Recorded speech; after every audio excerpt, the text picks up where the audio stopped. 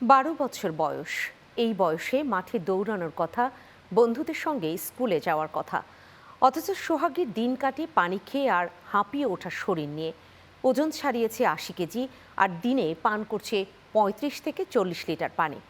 অতিরিক্ত ওজন আর অস্বাভাবিক তৃষ্ণা যেন ধীরে ধীরে আটকে দিচ্ছে তার শৈশবের দরজা। নওগাঁ থেকে মোহাম্মদ সবুজ হোসেনের পাঠানো তথ্যচিত্রে দেখুন ডেস্ক রিপোর্ট।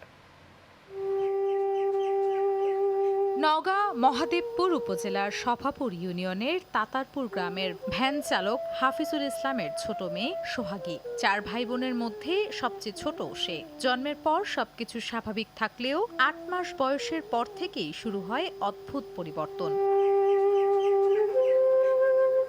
মায়ের বুকের দুধ ছাড়ার পর থেকেই পানির প্রতি তৈরি হয় অস্বাভাবিক আকর্ষণ। সময়ের সঙ্গে সঙ্গেই সেই তৃষ্ণা বাড়তেই থাকে। এখন দিনরাত মিলিয়ে প্রায় 35 থেকে 40 লিটার পানি পান করে সোহাগী। ভাত অত চাহিদা করে না, পানি পছন্দ করে।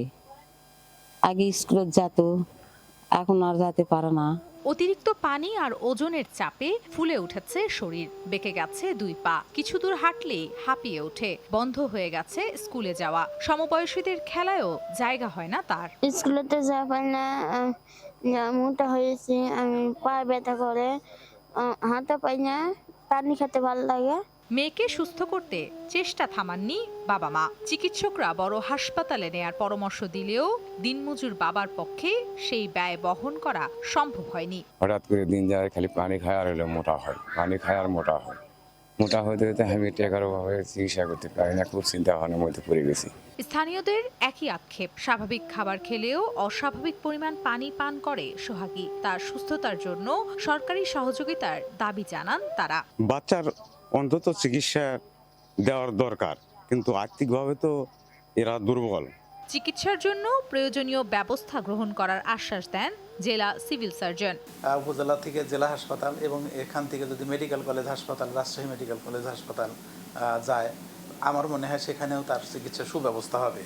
অতএব বাড়িতে বসে না থেকে তারা যদি আমাদের সাথে যোগাযোগ করে, আমরা পূর্ণাঙ্গ সহযোগিতা করব এবং সরকারি ব্যবস্থায় একটা সুস্থ চিকিৎসা হবে। মা হাসিনা বেগমের চোখে এখন একটাই প্রশ্ন, মেয়েটা কি আর আগের মতো স্বাভাবিক জীবনে ফিরতে পারবে? Channel 9 news desk.